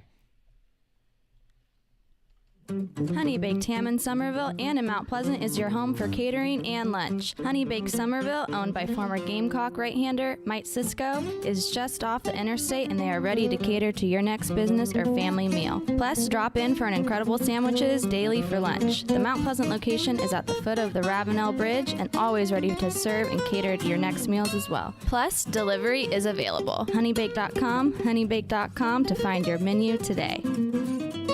What's up, guys? It's JB. Obviously, things have been kind of crazy with the coronavirus taking over our lives. We're stuck inside with family, finding ways to be creative and probably tapping the liquor cabinet a little bit. If you don't have Patrick Davis's Whiskey Jam in yours, put on your mask and gloves and head to Bottles or Burris liquor stores here in Charleston. The Blackberry is my personal favorite on the rocks, but the original Whiskey Jam is Patrick's. So either way, you're winning with Whiskey Jam. WhiskeyJam.com, PatrickDavis.com. One of these drinks is gonna cloud my memory. DB's Cheesesteaks, the tastiest, juiciest, and now award-winning cheesesteaks in the Low Country. DB's Cheesesteaks delivers, and not just in quality. Download DoorDash, Uber Eats, or your delivery app of choice and have it dropped off at your doorstep. Original chicken, buffalo chicken, even pizza cheesesteaks. Not to mention incredible cheeseburgers, massive hot dogs, and dynamite hoagies. It's all there for you and your family. DB's Cheesesteaks in West Ashley. dbscheesesteaks.com. At Patriots Point Naval and Maritime Museum, families walk in the footsteps of our nation's heroes, the brave ones who risked their lives to defend our way of life. Home to the aircraft carrier USS Yorktown, USS Laffey, and the USS Clamagore, there's more than 1 million square feet of exhibit space to roam. White Glove certified, we have several new health safety measures in place to enhance the visitor experience. Come for the day and leave feeling inspired. One of the most impressive museums in the country, located right here in Mount Pleasant. Visit patriotspoint.org for more. We'll see you soon. Hi, I'm Chris Half, Public Information Officer at the Patriots Point Naval and Maritime Museum. We're home of the mighty USS Yorktown, USS Laffey, Clamagore, and Vietnam experience. And we're a proud partner of the JB and Goldwater Show. We invite you and your family to come see us and enjoy a day on Charleston Harbor. Visit patriotspoint.org for more information. And now, it is my honor to present the National Anthem.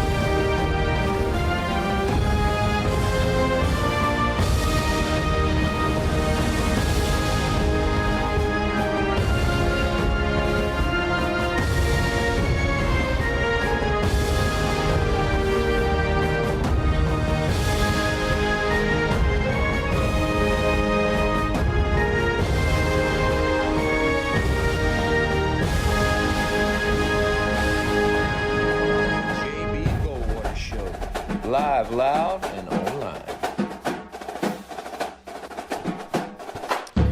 105, welcome back to the JB and Goldwater Show, live, loud, and online on this Tuesday afternoon in July the 14th.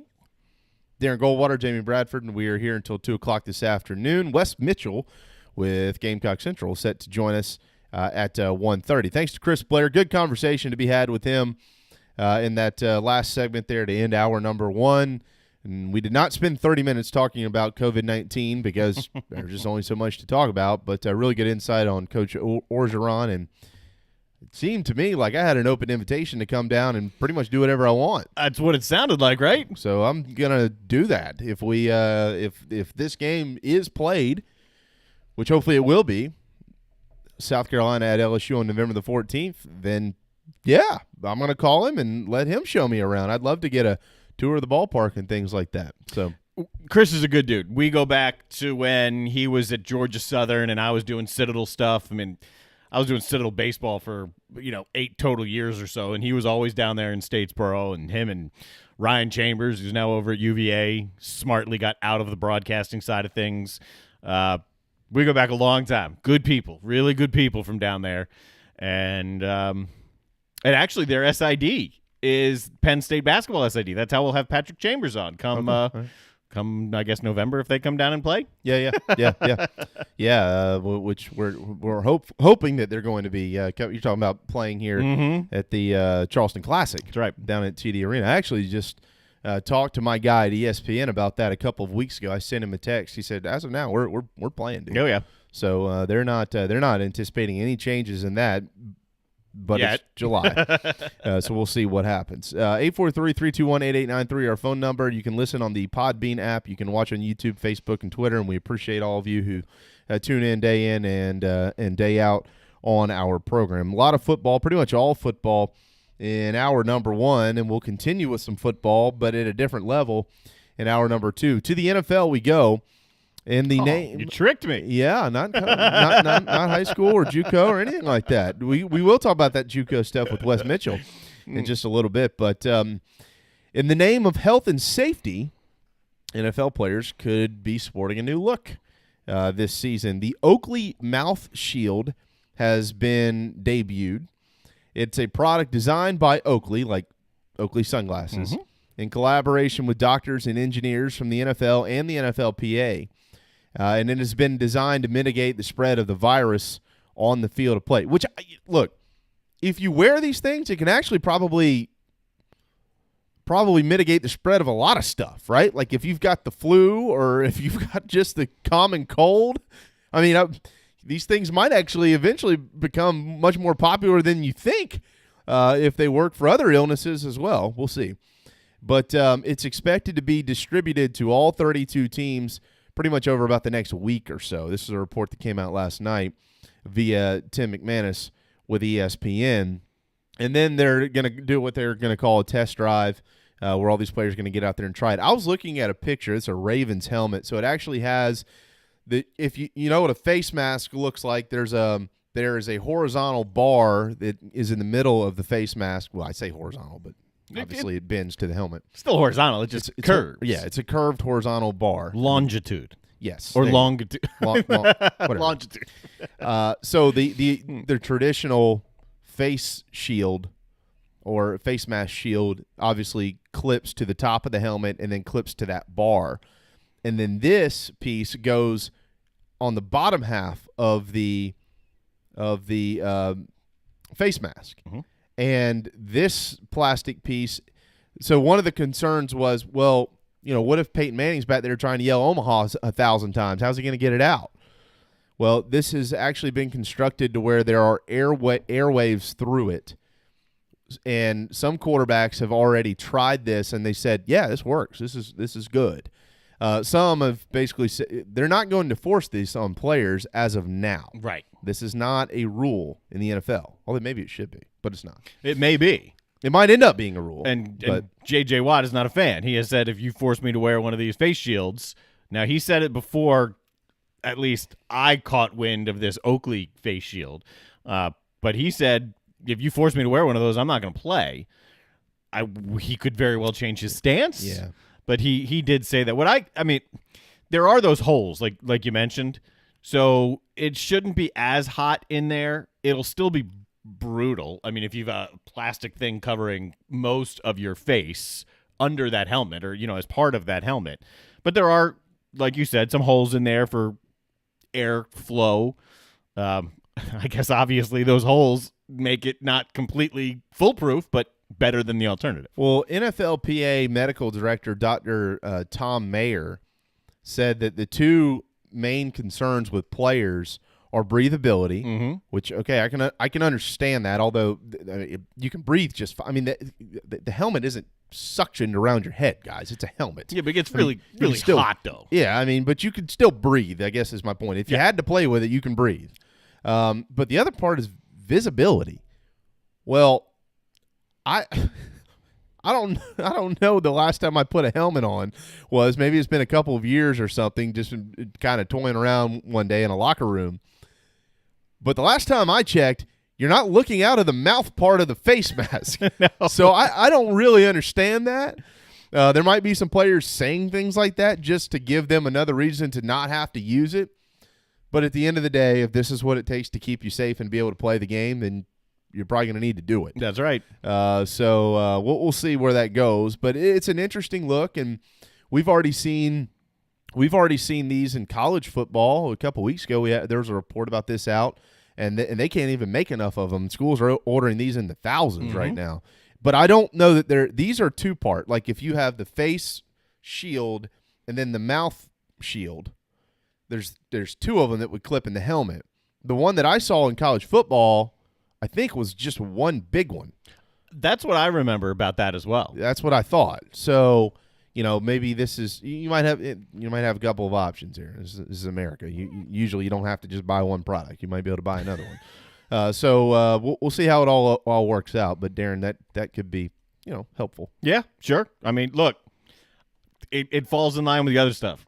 If this is what we have to do to play, okay, we're gonna do it. Yeah, I mean, it's gonna be strange. Whatever we're looking at sports wise will be different.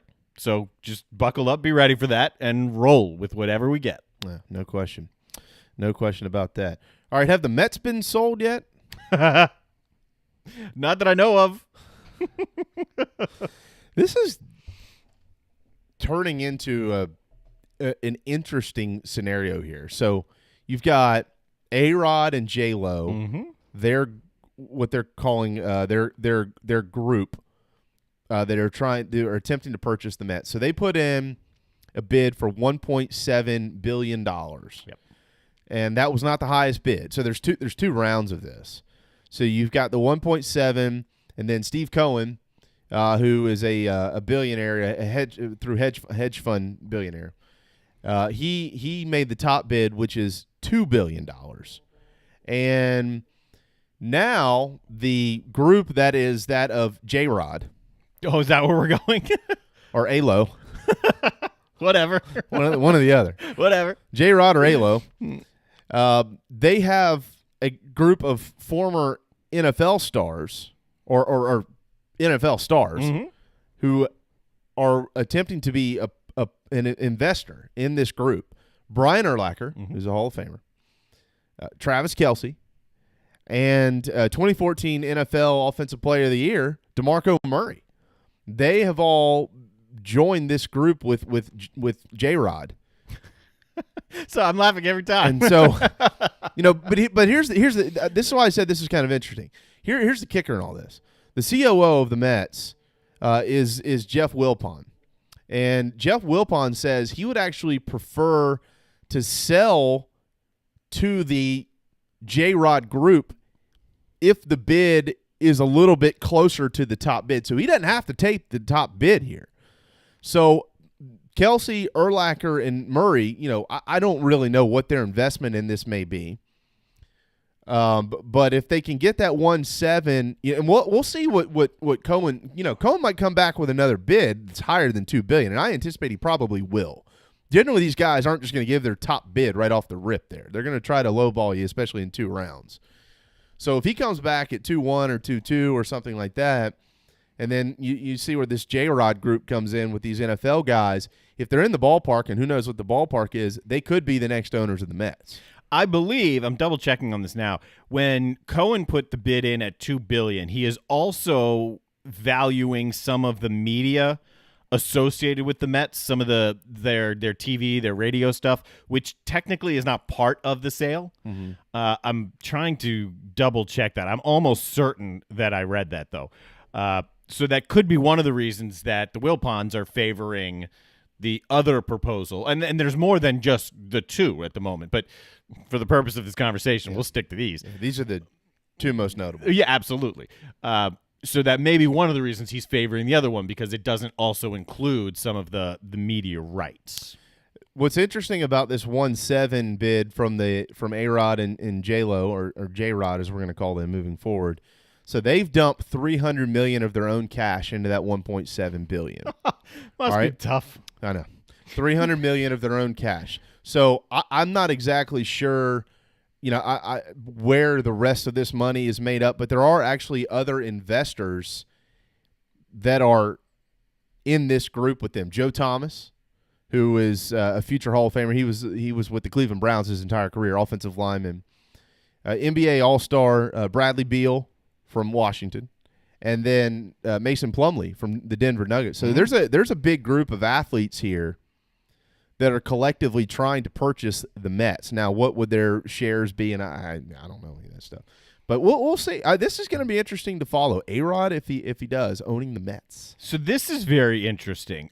Charles Gasparino has put on Twitter here that a lot of owners around the big leagues don't want Cohen. They're somewhat hesitant on big bank account guys for a number of reasons, one of which is he can use his bank account to drive up player salaries. So they're somewhat hesitant, other owners are, of just one super rich dude coming in and buying a team. Oh, wow. I mean, if you think Mark Cuban, remember, has tried many times to get into baseball. There are other issues with him. Baseball doesn't seem to like Cuban as much as I do, but that's probably also in the back of their minds. Right. Yeah. That's an interesting side to that. I guess I never really thought about it. No, neither did I. The New York Mets, by the way, last year Forbes listed the most valuable franchises in sports, and I'm trying to find the Mets here. You had at one, I know the Dallas Cowboys at $5 billion. The Mets spent a lot of money in the medical supplies last year with all their guys getting hurt, and the year before. That's true. This is the top. This is 2020's not out yet. 2019 Forbes most valuable sports franchises. Cowboys valued at $5 billion at 1. The Yankees at $4.6 billion at 2. Real Madrid at $4.24 billion at 3. Barcelona, of course, those are both soccer franchises, at $4.02 billion. At 5, it's the Knicks at $4 billion. Which how pathetic is that? You know what's interesting about that is a 1-year change with the Knicks. Their 1-year change, that value increased by 11%. Right, while they're just awful. Yeah, that's why people have so much issue with Knicks ownership, right? Because all it is bottom line. They don't care about the product that's on the floor. They care less. Yep. You're always going to have, the place is always going to be packed. I mean, there's thousands of people in front of Madison Square Garden every day. They're going to come in and watch games. Yes, they are. Manchester United at 6, $3.81 billion. The Patriots are at 7 at 3.8. The Lakers at 8 worth $3.7 billion. The Golden State Warriors, that's crazy, $3.5 billion at 9, and the New York Giants at $3.3 billion. So I haven't. The Rangers, the Mets, and the Jets are the New York teams that I'm thinking of, right? That are not listed in the top 10. Islanders, if you want to count them. Well, yeah. They've got the Jets at 21, worth $2.85 billion. So I still haven't seen the Mets, and I'm going down this list here. I know this is bad radio, and I apologize for it, but it was kind of a spur of the moment thought as to, well, let me figure out. I mean, if they're being if right now the top bid is $2 billion, then there they are. The New York Mets last year were in a tie at 38 with the Carolina Panthers, worth $2.3 billion. But their 1-year change did go up 10%. So, okay, and they're the value's at 2.3, and Wilpon is trying to sell this thing for probably somewhere. He'd love to get 2.3, but I would venture a guess more right around in the $2 billion range. That's the value. I'm rooting for Alex Rodriguez and whoever else comes aboard his, what do you call him? You call him J-Lo? J-Rod. Oh, J-Rod. Yeah, great. I'm rooting for them because I want A-Rod and Derek Jeter to be owners in the same division. Because Jeter's ownership hasn't gone so well. I hadn't really thought about that. Yeah. That'd be interesting. Jeter's ownership hasn't gone so well so far. So it would be interesting, right? You know, I met somebody a couple of weeks ago who works for somebody very close to me who she just moved to town about a year ago. Mm-hmm. She used to be a very high up marketing rep for the Marlins. Oh. And I asked her, I said, when was your last year doing that? And it was the first year that Jeter bought the franchise. She was there. Her final year was his first year. So they were there together for a year. And so I made the comment. I said, I bet you had an incredibly difficult challenge in marketing that team. And she said, yes and no. I mean, there were some challenges. You know, what you see in the stands is not necessarily always the case. Doesn't mean we haven't sold the tickets. There's a lot of corporate money in major sports. But the challenge obviously in Miami is actually just getting the fans into the ballpark. So I said, is that stupid swimming pool still in there? And she said, yeah, we have like clubs. There's 2 clubs in the ballpark in Miami. Clubs. Like techno. Like Miami type clubs that people literally go to these games to go to the club. They have no idea what's going on in the baseball game. They're just in there bebopping around in these clubs with their $14 vodka water drinks and God knows what else. Yeah, Jeter didn't win over a whole lot of people, and has not.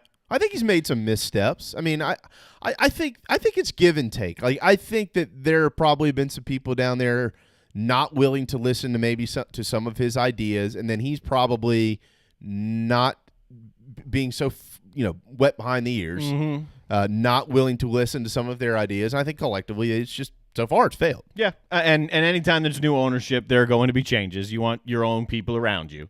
But he went in and, I mean, media-wise, he went in and just cut them. Just go on. Which then personally affected me because one of the announcers who was cut by the Marlins, a guy named Rich Waltz, who's very, very good.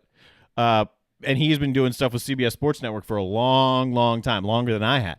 So when he got fired by the Marlins, all of a sudden he had all this time freed up. So he slotted in above me on the depth chart to CBS because he'd been working there for 20 years. Damn Jeter. I mean, how many former players turn out to be great owners?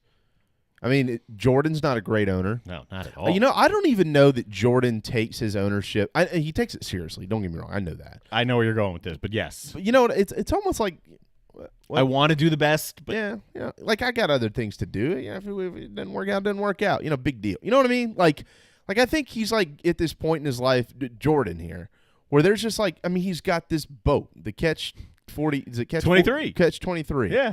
You know, let's do some fun stuff. Let's go in some fishing tournaments. Let's set up golf tournaments. Let's go skydiving. Let's buy a plane and run a skydiving. You know, just fun things. You know what I mean? Like things that he's just doing it to do it. I mean, he's a billionaire. He doesn't have to worry about it. You know, he's always going to have money. He doesn't have to succeed as an owner because Nike is always going to have money for him. Financially speaking, yeah. I mean, he's never going to go broke with Nike. I mean, he's never going to. Nike can shut down tomorrow and he still won't go broke. No, it doesn't matter. No, it's not a money thing. It's a competition thing. You know, how much effort does he really want to put behind this thing to make sure that his Jordan drive to be the best actually carries? I mean, don't you feel like if he really one day was like, screw it, we're going to win the NBA title next year. I'm going to go out and get this guy, this guy, this guy, and this guy, and we're going to do it. They'd probably do it. I mean, I really do think he could sit down and be like, I'm going to take LeBron, I'm going to take you, I'm going to take you. Y'all are going to come to Charlotte. We're going to go win this thing. If it was that easy, I think he would have done it. And you remember, I'm a DC guy. So first it was, the Wizards and playing with the Wizards and kind of being a part of that. And that didn't work. And it's Charlotte now. And I just don't think he's a great owner. I just don't think it suits him very well. Yeah. But that's fine. He's not asking me my opinion. No, me neither. I thought he might, but he didn't. John Elway's doing all right in Denver. Magic Johnson has done well. Yeah. Elway's done Elway's won a Super Bowl. I mean, with Peyton. Even though Peyton didn't do anything in the Super Bowl. But Elway won. But they won the Super Bowl. Yep. Magic. But I just, there's not a bunch of them, first of all. No, there aren't. And this consistent success isn't necessarily always there. All right, Hampton University yesterday, a member of the Big South, suspended all fall sports due to COVID-19. A member of the Big South. That means they will not be playing Charleston Southern this year or anybody else in that league for that matter. So is that a sign of things to come this fall in the Big South? We'll see. But that is of note to a team that is in our area, the CSU Bucks, attempting to rebuild under a wonderful football coach in Autry Denson. So 2 HBCU Division II leagues, the SIAC and the and oh man, why can't I think of this? The CIAA, the SIAC and the CIAA. They've both done this already. They've already pushed all of their fall sports back, canceled, or maybe will try and play. This is the first D1 HBCU to follow suit.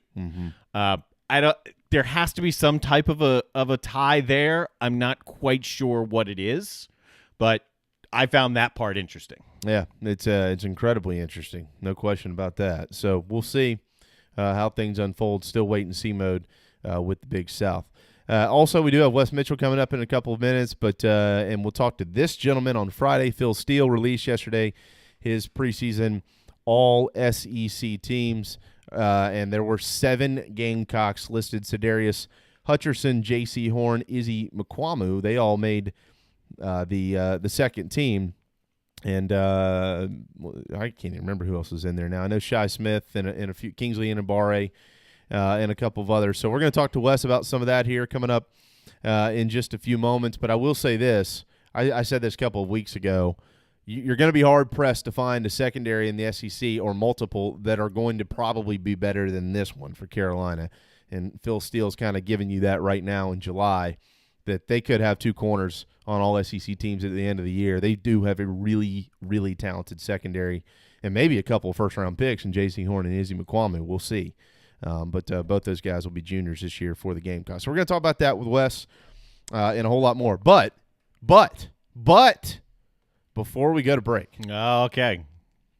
Before we go to break. What is on today's handy-dandy National Day calendar? That's loud. Well, it's just everybody's favorite segment. We know this is why people listen to our program. We appreciate that. This is a really good day. Oh, it is? Yes. It's a really good day. Yes.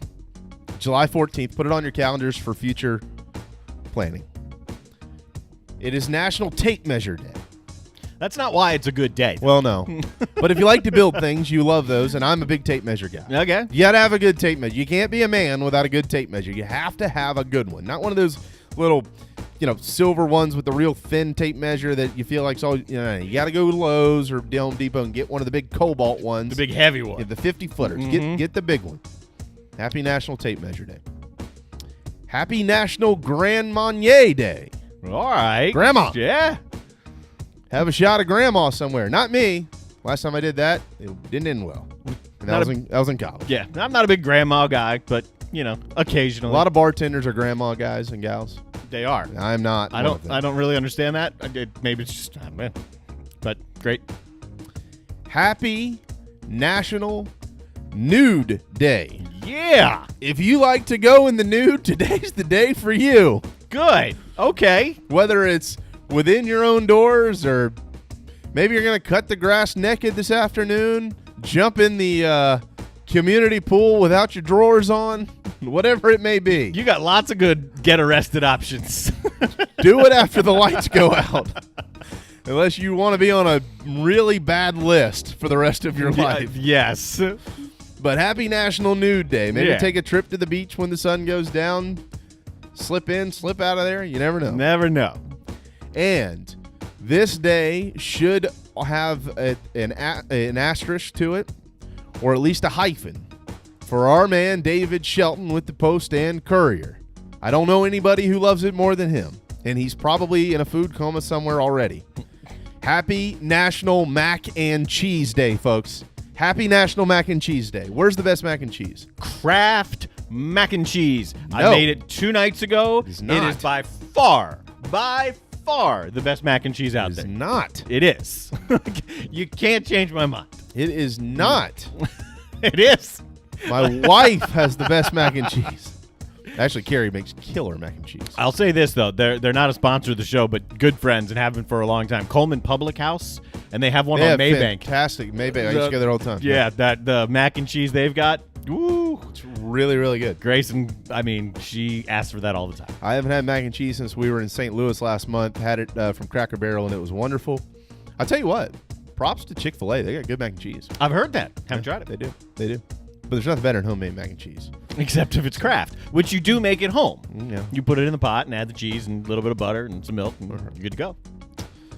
While you're in the nude, measure something with your tape measure. Enjoy a shot of Grandma. That could have gone somewhere else. And enjoy a spoonful of mac and cheese on this wonderful, warm July day. While you're nude, measure something with your tape measure. That's right. Yep.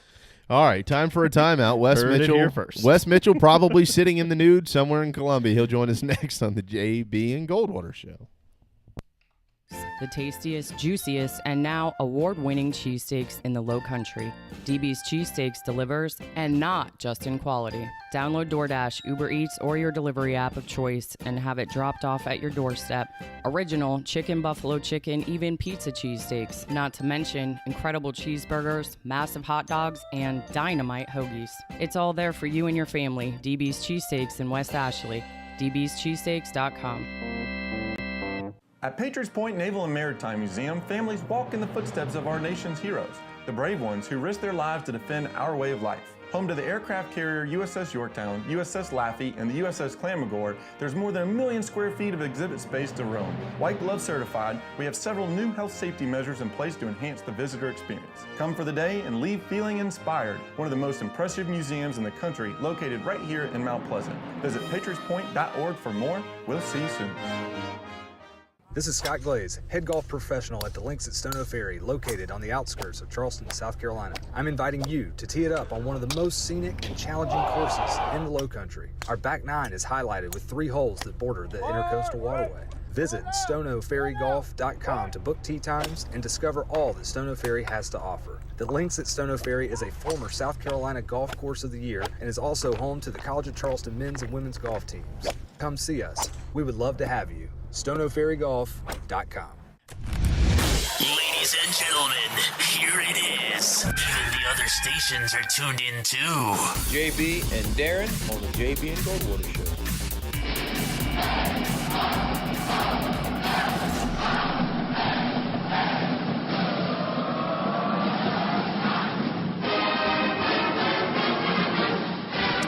1:33. Welcome back to the JB and Goldwater Show, live, loud, online. Darren Goldwater, Jamie Bradford. Final segment of the afternoon. And to Columbia, where we go, where we find a nude Wes Mitchell enjoying a bowl of mac and cheese with probably a shot of Grandma. It is National Nude Day. Happy National Mac and Cheese Day and happy National Grandma Day, Wes. So enjoy all three, doing all three at the same time. Yeah, that's a dangerous combination right there, I think, guys. I mean, can't you just picture some dude just sitting there naked on his bed eating a bowl of mac and cheese? Probably Darren after the show, as a matter of fact. Totally what I'm going to do. Yeah, I'm going to try not to picture that, but I'm sure right. I'm sure there's somebody on Twitter right now doing that very thing. That's right, no doubt. He is at Wes Mitchell GC on Twitter. Gamecock Central is where you can find Wes. If you're not a member of Gamecock Central, I don't know how many times we've said this. I don't know what you're doing with your life. Darren and I prepare our show every day by reading Gamecock Central first and then regurgitating it all between 12 and 2. No, I'm kidding, Wes. We don't just do all that. We don't take all of your hard work and use it as ours. All right. We at least credit you. We do have Phil Steele coming up on Friday, but Wes, I think we all actually sometimes will utilize some of Phil's information each year in his magazine for our prep work towards football season if we have one. But yesterday announced that Sedarius Hutcherson, J.C. Horn, Izzy McQuamu, they're all second-teamers for Phil. Third-teamer is Ernest Jones, linebacker. Nick Muse, tight end. He's also a third-teamer. And then Shai Smith and Kingsley Enagbare, they both land on the fourth team. So that's a pretty good list for the Gamecocks.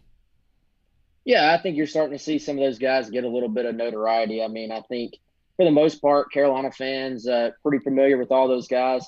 I think personally, nice to see Sadarius Hutcherson get a little bit of recognition outside of just sort of the South Carolina bubble. I think he's a guy that, especially moving back to guard, I think that's his more, NFL ready position. I think that's his more natural position. He'll have a chance to show, hopefully, if we get football, that he's ready for maybe the next step. So yeah, I think it's good for all those guys, and certainly happy for them. I think J.C. Horn, Izzy Mukwame are probably the guys in that group that will receive the most notoriety during this off season, I would think. Yeah, well, they should. Is there when you take that? And I'm working under the assumption here, and correct me if I'm wrong. I'm working under assumption here that Izzy's going to be at corner, but obviously if they get into fall practice, he could move somewhere. But let's say for the purpose of this conversation, he stays out there at corner opposite JC. Name a better duo in the SEC. I know Florida's got some, and I know LSU's got some. Bama always has some, but that duo might be as good as any. Yeah, they are obviously super talented. The other part of that is that they're just very driven kids.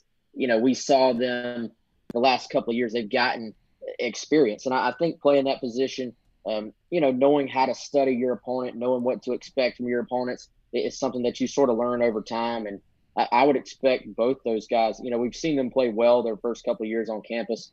Probably both take it to another level this year, and I think it's going to help them to have some maybe better guys around them as well. I certainly expect Jamie Robinson, whether it's at safety or nickel, to have a big sophomore year as well. So I think if you're playing in the secondary, the more you can have guys around you that can also make plays and shut people down, then it helps your game as well. So, if we get football, I think it sets up very well for those guys. All right, Wes, but we'll get to some JUCO stuff here in a little bit, junior college football to be played in the spring, and we'll certainly talk about those impacts. But the last couple of weeks have been pretty good to the Gamecocks on the recruiting trail, and this weekend was really good with the commitment of George Wilson out of Virginia. So I know he's a lanky kid. He's going to play the buck position more than likely at South Carolina. So tell us about him, but also when you finish doing that, if you don't mind, talk about some of these guys, because I think you and I have had this conversation before, not to get too wordy here, but there are some fans, and Wes, you monitor the message boards every day on Gamecock Central. God bless you. People worry about, there's another 3-star. Huh? We can't beat these guys with a bunch of 3-stars. Well, A, you can, and B, these kids have not been evaluated by a lot of eyes because of the pandemic. So if you don't mind, touch on how that's affected some of the rankings for some of these players, and in return how that affects team rankings. Yeah, first of all, George Wilson, big get for South Carolina. He's a kid that's in the 6'5", 215-pound range right now, but certainly has the frame. I think once he gets in a college weight program, this kid's a really good basketball player as well. Probably was, able to go play basketball at the college level, maybe for a mid-major if that's the way he wanted to go. But obviously had major SEC, ACC, Big Ten, Pac-12, just major offers across the board to play football. And, I think, for one, that speaks to his athleticism. For two, probably means he's not been able to get into the weight room the way a lot of guys that are just playing football are able to do. So I think the frame is there. He'll be able to add weight, and just is a super athletic kid and really very different skill set than anybody else that South Carolina has in their class right now, which means I think you look at the need for South Carolina, you look at sort of how he complements the other guys, and it's a really big, I would say, come from behind win for South Carolina, beating out North Carolina for George Wilson. And yeah, as far as the rankings, and I'm not going to sit here and tell people that the rankings don't matter. Obviously, most years you stack a bunch of 4- and 5-star guys into a class together. Forget just the individual. You can find 3 stars that are better than 5 stars. Obviously, that happens. But I think when you have a group of people, if they're 5 stars and 4 stars, over time, chances are the team with the 5 stars and 4 stars is going to be more talented. But I think right now what you're seeing is really, I would say, 3 stages of the evaluation process being taken away from both the prospects and from the coaches. The first stage would be sort of like what I would call your business oriented camps. That's like Rivals, Under Armour, Nike, The Opening, where early part of the year, generally January, February, March, they're putting on these camps. All the recruiting guys are at them, and they're putting out content about what they see, and the coaches follow that stuff. Then you, of course, have spring practice. That's the second major window of evaluation. College coaches can actually go to spring practice, and the high school spring practices got taken away this year. So that's another evaluation window. Then the third, June, generally most of June, a little bit of July, that's when the college coaches have high school kids on their campus directly for evaluation purposes. So that part of the process has been taken away as well. So I think really at this point, the rankings are incomplete. We don't know which 3-stars were going to be the guys that went through the spring and picked up a bunch of offers and jumped up, in the rankings. And we don't know which of the 3-stars are going to be the guys that, didn't take off, much like we don't know which of the sort of early bloomers who got major rankings were going to be the guys that maybe came back down to earth a little bit as more information was gathered on them. So, I think this is a class, honestly, guys, we won't really know for 2-3 years once they're on campus and we see what they do. Wes Mitchell's with us of Gamecock Central. So, all of these recruiting periods have been either missed or altered, and now you've got the JUCOs saying no fall, really nothing till January. It impacts basketball too. We'll stick with football for the time being. What are the ripple effects of that? How can college coaches evaluate these JUCO kids right now, which are so valuable to so many different programs? Yeah, I think there's going to be a ripple effect, and I really think there's going to be sort of almost like a butterfly effect moving forward. So the guys right now, I was trying to think of how this is going to play out. So there's a lot of JUCO kids right now that already have offers, and a lot of them would in turn, these would be like your guys that have just gotten a JUCO that are freshmen. They probably don't have many offers yet. Your guys that are going into year 2 of JUCO, a lot of them have offers. So if they have offers, a lot of times they would play this season and then in an ideal world would enroll early, and go through spring practice at their new FBS home.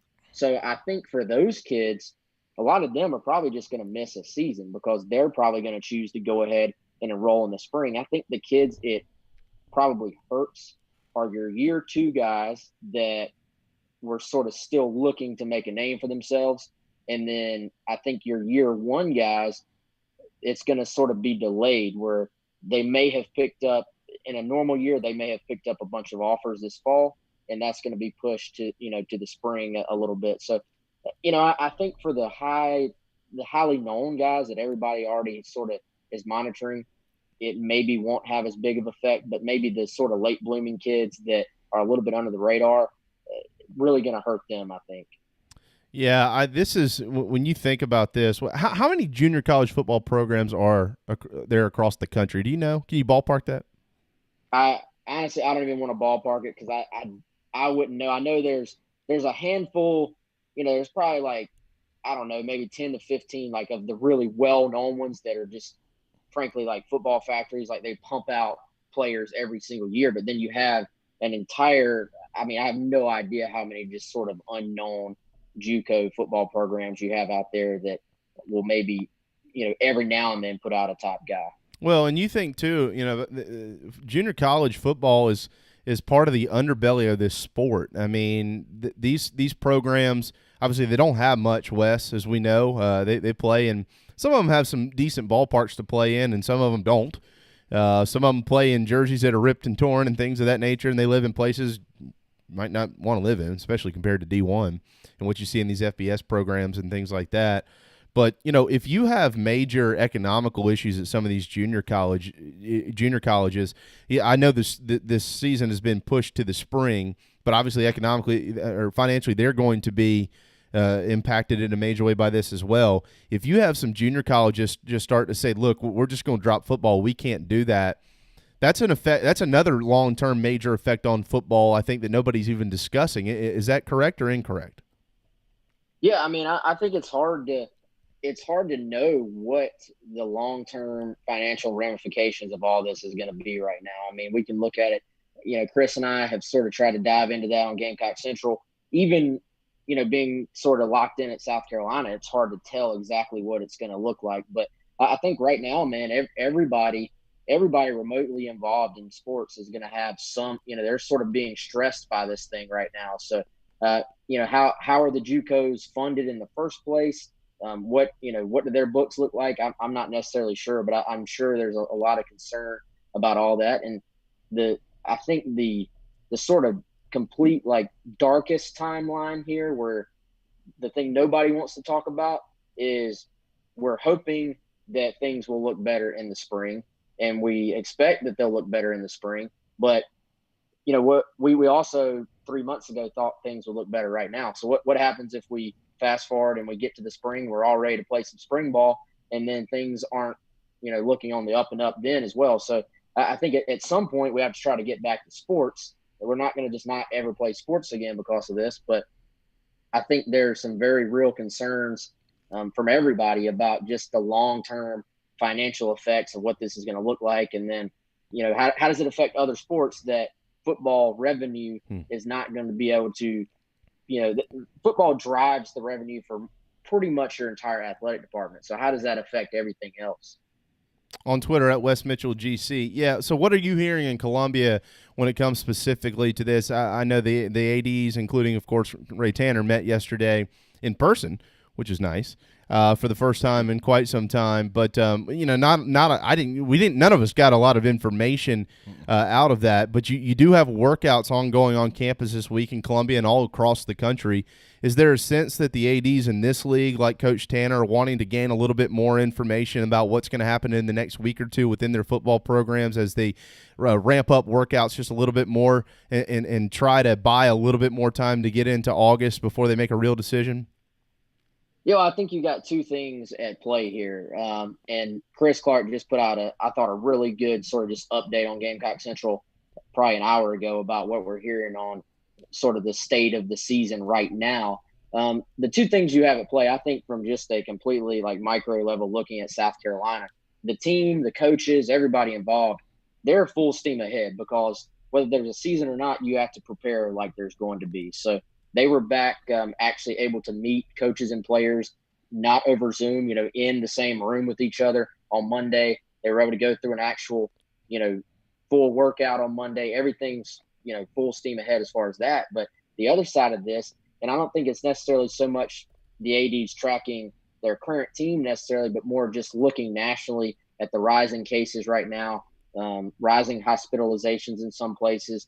And, just feeling like 3 months ago, I think we all thought that we'd probably be on the other side of this curve, and now it's going up again. So I think there's some very real concern from what we've picked up from the different ADs about, can there be a college football season at all? I think, right now you're kind of maybe looking best case scenario, I feel like, is just putting, 2 and 2 together is probably conference only or conference only +1. Obviously, the SEC hasn't made that official at all yet. They were going to continue to gather information, but I just think that's the way this is headed. And then, if you get past that point, though, that's when you have to start talking about the real possibility of basically spring being your last available option to actually have a college football season this year. Nobody wants that. Nobody even wants to talk about that, I think. But the way things are right now, I think the best way to say it is that there's very real concern within the people who have to make those decisions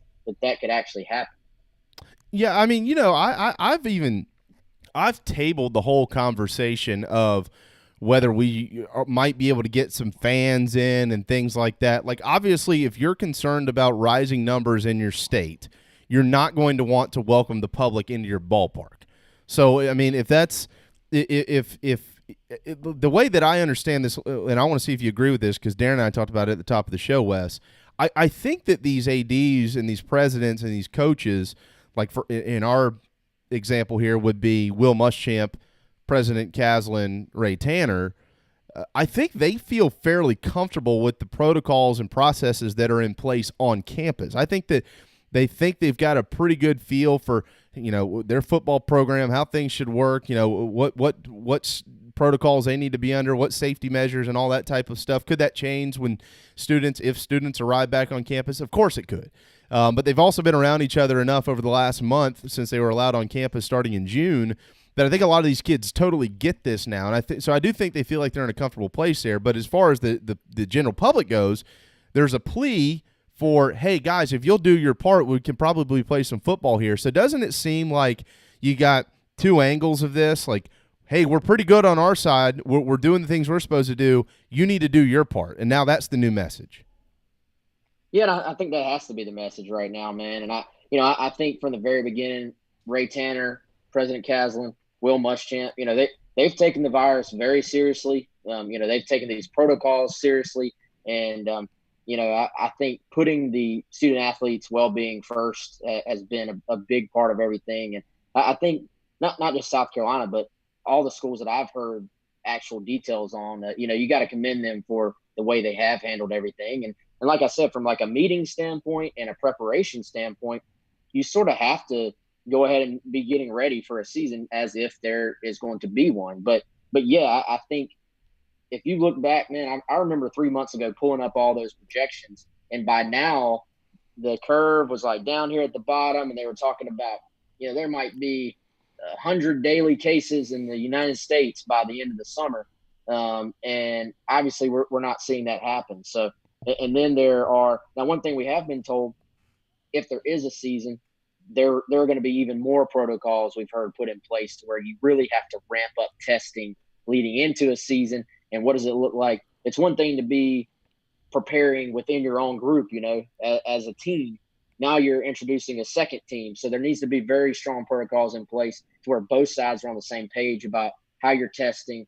Are you basically, there's not going to be an NBA bubble, obviously, but you don't want to be outside of your little bubble as a team, so to speak, either. And then, this thing could spread very quickly within college football if they're not very careful. So I think there will be even stronger protocols put in place. There will be more testing if we're able to have a season. But right now, I think the ADs, the conference officials, everybody involved is just tracking is, can we get the national daily cases to at least sort of plateau and sort of get to the other side of this, because now you're talking about reintroducing thousands of college kids back to a campus all over the country from other places of the country. Yeah. So, well, I mean, that's been the big thing, the SEC. If the SEC, and Wes, that leads. I mean, every question we ask does not have an answer, but it has another question to follow, which is just a shame. It's where we are.